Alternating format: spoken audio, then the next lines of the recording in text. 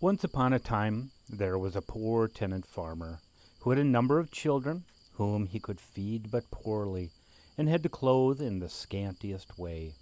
They were all handsome, but the most beautiful after all was the youngest daughter, for she was beautiful beyond all telling. Now it happened that one Thursday evening late in the fall there was a terrible storm raging outside. It was pitch dark, and it rained and stormed, so that the house shook in every joint. The whole family sat around the hearth, and each was busy with some work or other. Suddenly there were 3 loud knocks on the window pane. The man went out to see who was there, and when he stepped outside, there stood a great white bear. "Good evening," said the white bear. "Good evening," returned the man. "If you'll give me your youngest daughter, I will make you just as rich as now you are poor," said the bear. The man was not ill pleased that he was to become so rich. Yet he did think that first he ought to speak to his daughter about it. So he went in again and said that there was a white bear outside who had promised to make him just as rich as he was poor now, if he could only have the youngest daughter for his bride.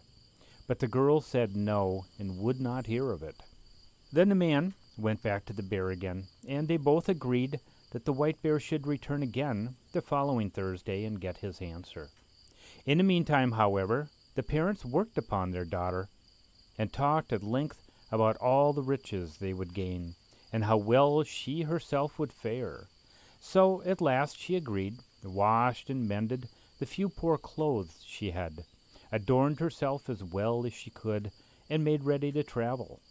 And what she was given to take along with her is not worth mentioning either. The following Thursday the white bear came to fetch his bride. The girl seated herself on his back with her bundle, and then he trotted off. After they had gone a good way, the white bear asked, "Are you afraid?" "No, not at all," she answered.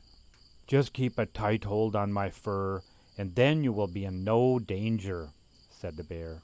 So she rode on the bear's back, far, far away, until at last they came to a great rock. There the bear knocked, and at once a door opened through which they entered a great castle, with many brilliantly lighted rooms, where everything gleamed with gold and silver. Then they came into a great hall, and there stood a table completely covered with the most splendid dishes. Here the white bear gave the maiden a silver bell, and said that if there were anything she wanted, she need only ring the bell, and she should have it at once. And after the maiden had eaten, and evening came on, she felt like lying down and going to sleep. So she rang her bell, and at its very first peal she found herself transported to a room in which she stood the most beautiful bed one might wish to have, with silken cushions and curtains with gold tassels, and all that was in the room was of gold and silver. Yet when she had lain down and put out the light, she saw a man come in and cast himself down in a corner. It was the white bear, who was allowed to throw off his fur at night. Yet the maiden never actually saw him, for he never came until she had put out the light, and before dawn brightened he had disappeared again. For a time all went well, but gradually the maiden grew sad and silent, for she had not a soul to keep her company the livelong day, and she felt very homesick for her parents and sisters.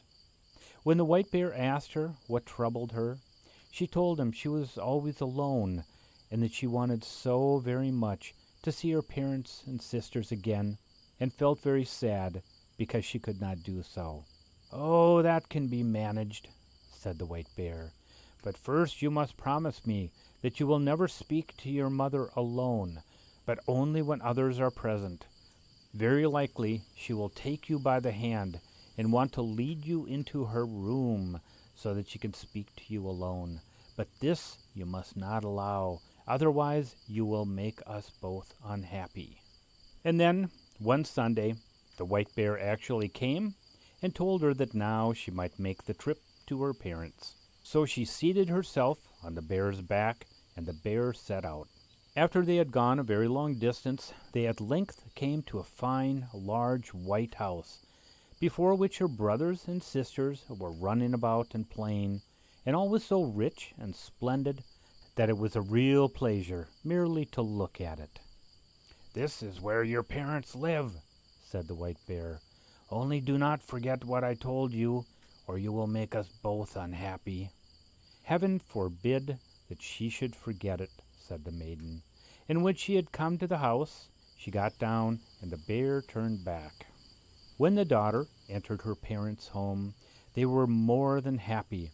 They told her that they could not thank her enough for what she had done, and that now all of them were doing splendidly. Then they asked her how she herself fared. The maiden answered that all was well with her also, and that she had all that heart could desire. I do not know exactly all the other things she told them, but I do believe she told them every last thing there was to tell. So in the afternoon, when the family had eaten dinner, it happened as the white bear had foretold. The mother wanted to talk to her daughter alone in her room, but she thought of what the white bear had told her, and did not want to go with her mother, but said, "All we have to say to each other can just as well be said here." Yet she herself did not know exactly how it happened. Her mother finally did persuade her, and then she had to tell just how things were. So she informed her that as soon as she put out the light at night, a man came and cast himself down in the corner of the room. She had never yet seen him, for he always went away before the dawn brightened, and this grieved her, for she did want to see him so very much, and she was alone through the day, and it was very dreary and lonely. "Alas, perhaps he is a troll after all," said the mother, "but I can give you some good advice as to how you can see him. Here is a candle end, which you must hide under your wimple. When the troll is sleeping, light the light and look at him, but be careful not to let a drop of tallow fall on him." The daughter took the candle end and hid it in her wimple, and in the evening the white bear came to fetch her. After they had gone away, the white bear asked whether everything had not happened just as he had said. Yes, such had been the case, and the maiden could not deny it. "If you have listened to your mother's advice, then you will make us both unhappy, and all will be over between us," said the bear. "Oh, no, she had not done so," replied the maiden. Indeed, she had not. When they reached home, and the maiden had gone to bed, all went as usual. A man came in and cast himself down in a corner of the room. But in the night, when she heard him sleeping soundly, she stood up and lighted the candle. She threw the light on him, and saw the handsomest prince one might wish to see. And she liked him so exceedingly well that she thought she would be unable to keep on living if she could not kiss him that very minute. She did so, but by mistake she let 3 hot drops of tallow fall on him, and he awoke. "Alas, what have you done?" cried he. "Now you have made both of us unhappy. If you had only held out until the end of the year, I would have been delivered. I have a stepmother who has cast a spell on me, so that by day I am a bear, and at night a human being. But now all is over between us, and I must return to my stepmother. She lives in a castle that is east of the sun and west of the moon, where there is a princess with a nose 3 yards long, whom I must now marry." The maiden wept and wailed, but to no avail, for the prince said he must journey away. Then she asked him whether she might not go with him. "No," said he, "that could not be." "But can you not at least tell me the road, so that I can search for you? For surely that will be permitted me." "Yes, that you may do," said he, "but there is no road that leads there. The castle lies east of the sun and west of the moon. and neither now nor at any other time will you find the road to it." When the maiden awoke the next morning, the prince, as well as the castle, had disappeared. She lay in a green opening in the midst of a thick, dark wood, and beside her lay the bundle of poor belongings she had brought from home. And when she had rubbed the sleep out of her eyes, and had cried her fill, she set out and wandered many, many days, until at last she came to a great hill. And before the hill sat an old woman, who was playing with a golden apple. The maiden asked the woman whether she did not know which road led to the prince who lived in the castle that was east of the sun and west of the moon, and who was to marry a princess with a nose 3 yards long. "How do you come to know him?" asked the woman. "Are you perhaps the maiden he wanted to marry?" "Yes, I am that maiden," she replied. "So you are that girl," said the woman. "Well, my child, I am sorry to say that all I know of him is that he lives in the castle that is east of the sun and west of the moon, and that you will probably never get there. But I will loan you my horse, on which you may ride to my neighbor, and perhaps she can tell you. And when you get there, just give the horse a blow back of his left ear, and order him to go home. And here, take this golden apple along." The maiden mounted the horse and rode a long, long time. At length she again came to a hill, before which sat an old woman with a golden reel.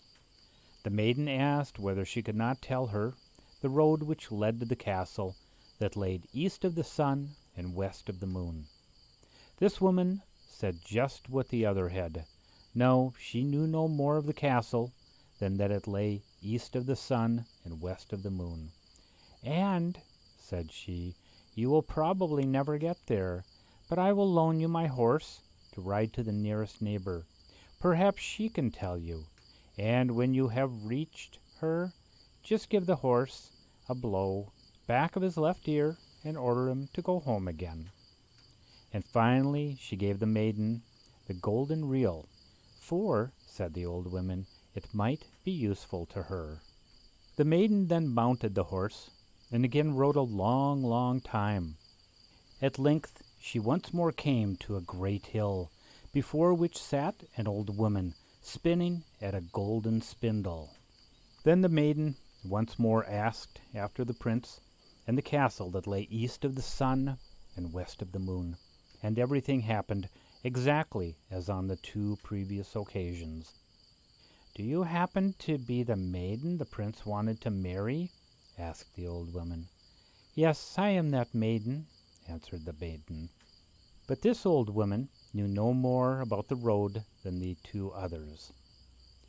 "Yes, the castle lies east of the sun and west of the moon, that I know," said she, "and you will probably never get there, but I will loan you my horse, and you may ride on it to the east wind and ask him. Perhaps he is acquainted there and can blow you thither, and when you reach him, just give my horse a blow back of the left ear, and then he will return here of his own accord."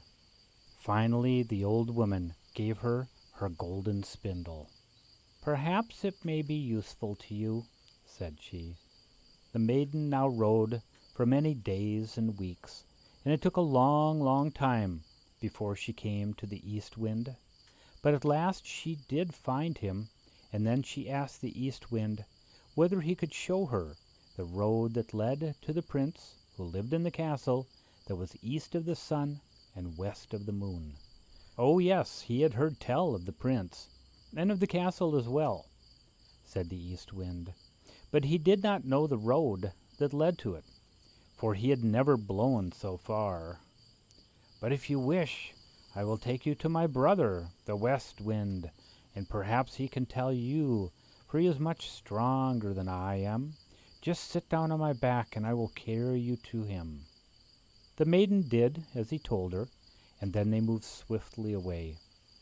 When they came to the west wind, the east wind said, that here he was bringing the maiden whom the prince who lived in the castle that lay east of the sun and west of the moon had wanted to marry, that she was journeying on her way to him and looking for him everywhere, and that he had accompanied her in order to find out whether the west wind knew where this castle might be.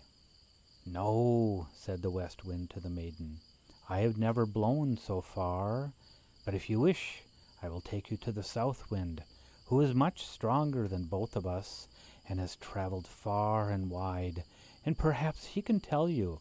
Seat yourself on my back, and I will carry you to him." The maiden did so, and then they flew quickly off to the south wind.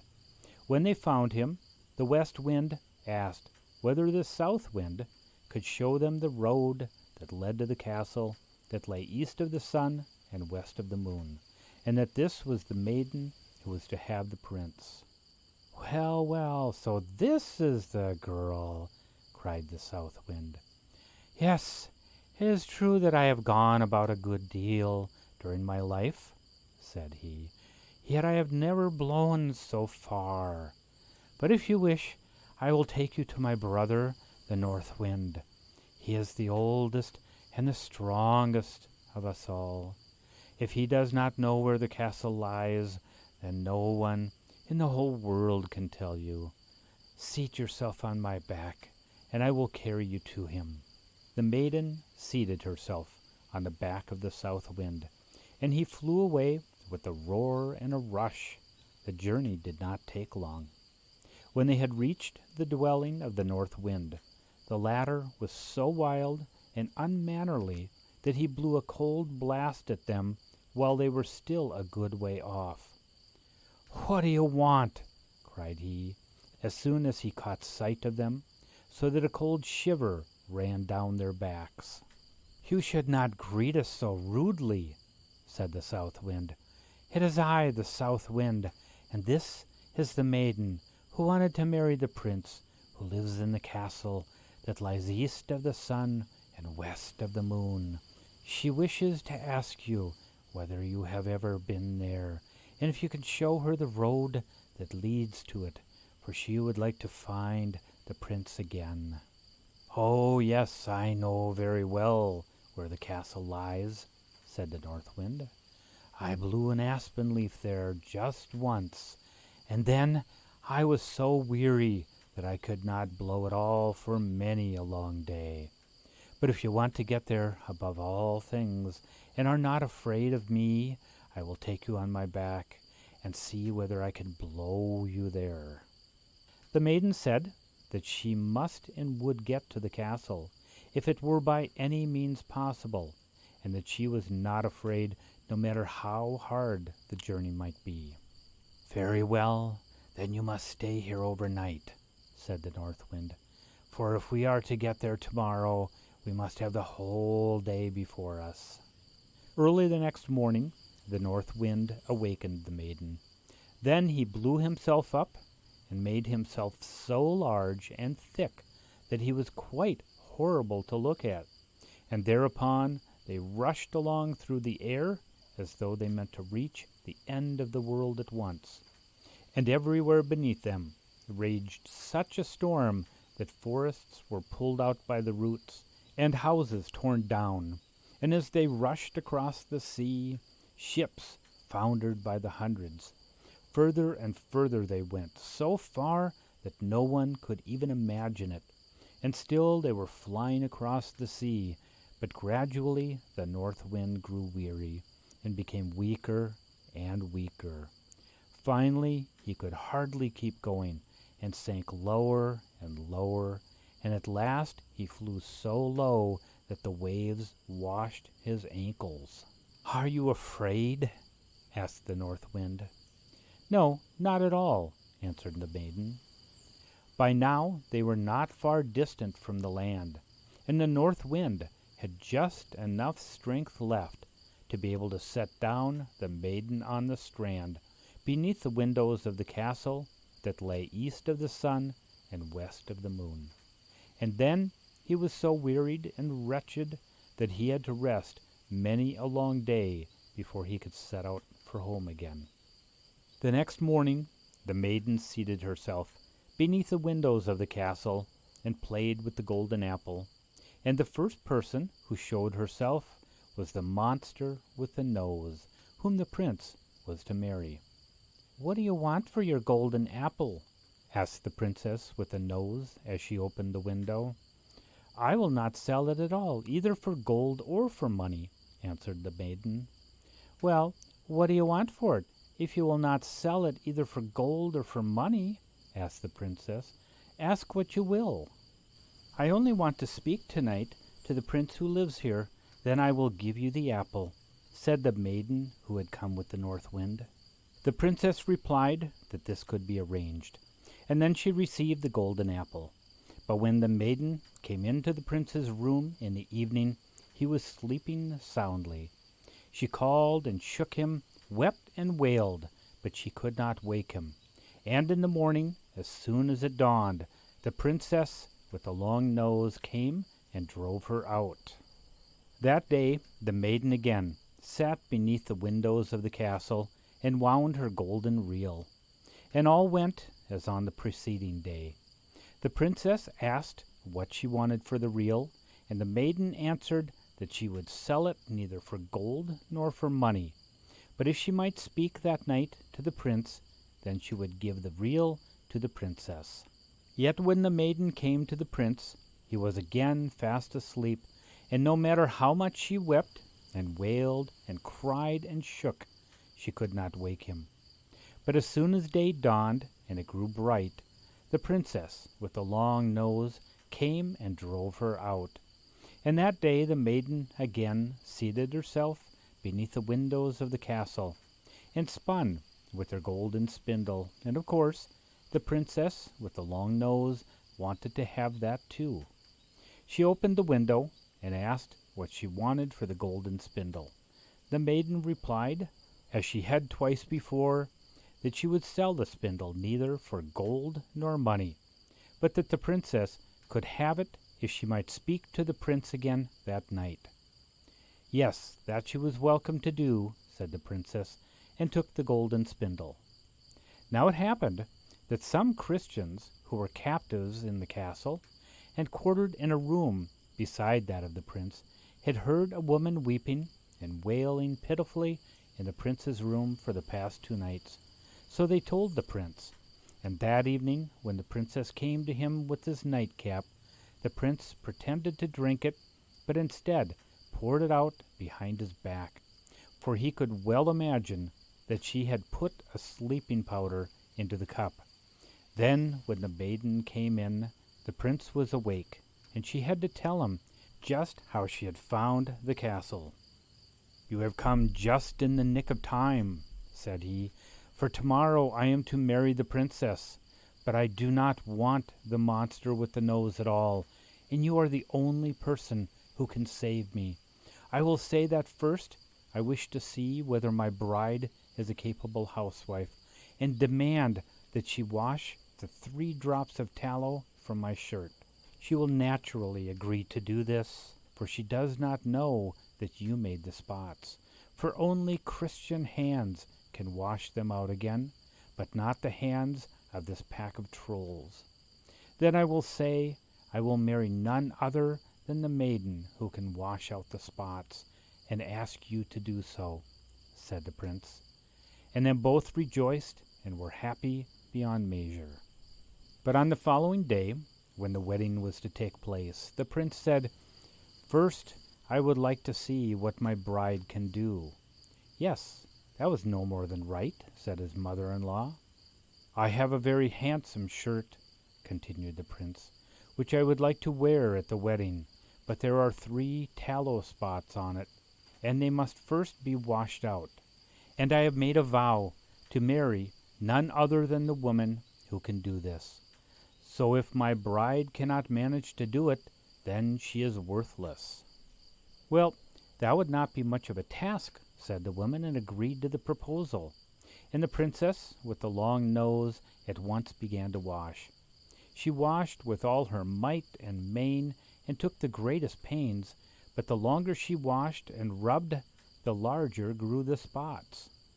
"Oh, you don't know how to wash," said her mother, the old troll wife. "Just give it to me." But no sooner had she taken the shirt in her hand than it began to look worse, and the more she washed and rubbed, the larger and blacker grew the spots. Then the other troll women had to come and wash, but the longer they washed the shirt, the uglier it grew, and finally it looked as though it had been hanging in the smokestack. "Why, all of you are worthless," said the prince. "Outside the window sits a beggar girl. I'm sure she is a better washerwoman than all of you put together. You girl, come in here," he cried out the window. And when the maiden came in, he said, "Do you think you can wash this shirt clean for me?" "I do not know," answered the maiden, "but I will try."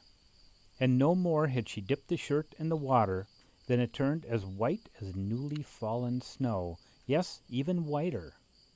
"Indeed, and you are the one I want," said the prince. Then the old troll woman grew so angry that she burst in two, and the princess with the long nose and the rest of the troll pack probably burst in two as well, for I never heard anything more of them. The prince and his bride then freed all the Christians who had been kept captive in the castle, and packed up as much gold and silver as they could possibly take with them, and went far away from the castle that lies east of the sun and west of the moon.